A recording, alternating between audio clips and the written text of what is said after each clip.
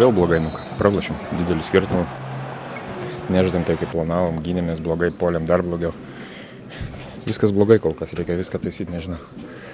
Šį sezoną įmanoma pataisyti? Be abejo įmanoma, dar laukia rungtynių namie, kaip sakant, ir prieš Lenkus, ir prieš Prancūzus, bet aišku, būtų maloniau, kad būtume anksčiau namie laimėję, tai prasme, nors vieną pergalę ir būtų tada lengviau, dabar teks, kaip sakant, viską nukelti vos ne paskutinės rungtynės, bet ką padarysi, kaip sakant, patys taip žaidėm, patys taip pasidarėm. Žaidžiam ne prieš kiemo komandą, vienas stipriausių Europos komandų ir ypač mums su Žygiu vadovauti komandai, aišku, yra nelengva.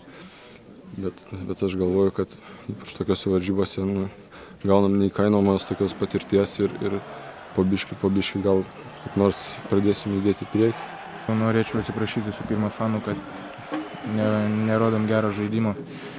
Mes iš tikrųjų šiai dienai tai atrodom kaip apgailėtina iš tikrųjų Eurolygoje. Daugiau nežinau, ką pasakyti. Nežinau, ko trūksta. Viskas per treniruotės, viskas gaunasi, LKL-as, BBL-as, žaidžiam irgi lygtais viskas gaunasi, daug maž Eurolygą ateinam, nežinau, kažkas tai gal psichologiškai nesusitvarkom, nežinau, kas darosi, bet koks čia gali būti jaudulys. Po 4 metus, kai kurie žaidžiam jau Eurolygoje, prašiausiai išeinam, laisvi nepataikom, nežinau, kas darosi čia jau gal patys savim net netikim.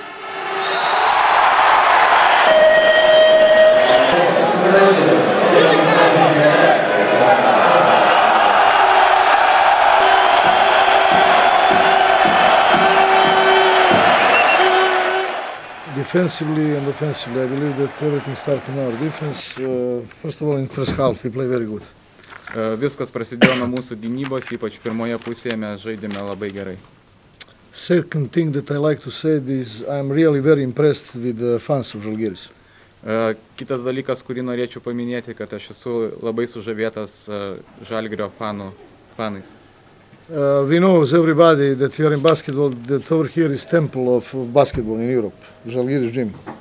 Visi Europoje žino, kad Žalgirio Kauno sporto halė yra kaip šventovė.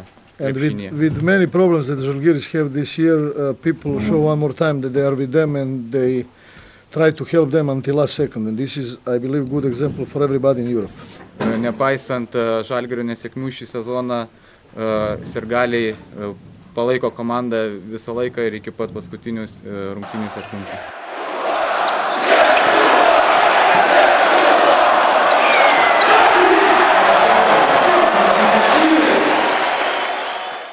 Jau žodžius mano paėmė Bradovičius.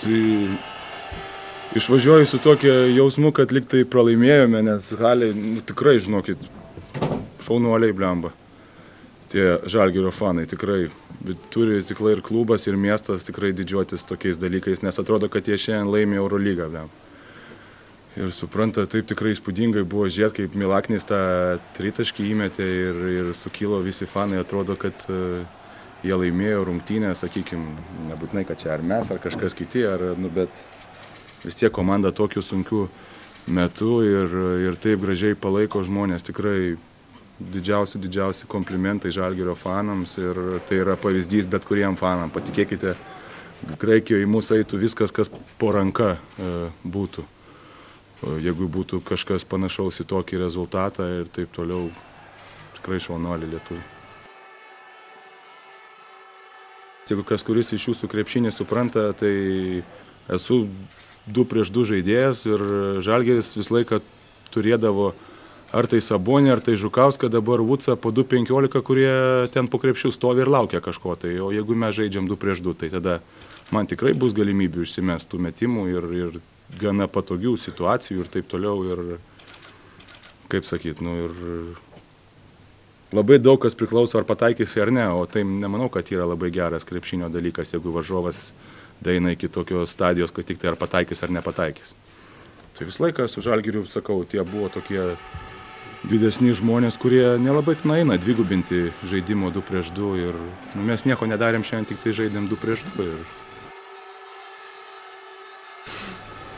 Truputį per stiprios mums tos komandos, kurios viena po kitos keičiasi. o mums juos tik tai belieka pasveikinti su pergalė. Šiandien irgi taip įvyko, reikia pasvertinti savo kolegą Obradovičių su pergalė, kurioje jie, nesakyčiau, kad lengvai kovojo, bet laimėjo. Tikrai neblogai pradėjom rungtynes ir paskui galbūt išsimušėm iš to komandinio žaidimo, kurio sekoje padarėm keletą klaidelių, kurios buvo greitai nubaustas. Bendrai jau antras rungtynės iš eilės padarėm tik tai 13 klaidų, kas yra mūsų komandai tikrai nedaug, kai žinom, kai, sakykime, tą neigiamą ar paskutinę vietą tarp dažniausiai klystančių komandų užimam, dabar antras iš eilės nepadarom, bet buvo tas momentas, kai mes tikrai išsimušėm iš savo žaidimo ritmo, komandinio žaidimo ritmo ir sekė klaidos, kurios leido priešininkui, sakykime, lengvai pelnyti taškus ir pirmauti. O, sakykime, tokio lygio komandos, kai jie papirmauja daugiau taškų, jie tada dar laisviau žaidžia ir dar sunkiau pasivyti juos ir išlyginti žaidimą. Pirmas klausimas, toks ne ta tema, iš tikrųjų geltonai spaudai, kokie santykiai sieja su Goda. Gero vakaro visiems. Sėkmės, pačiu.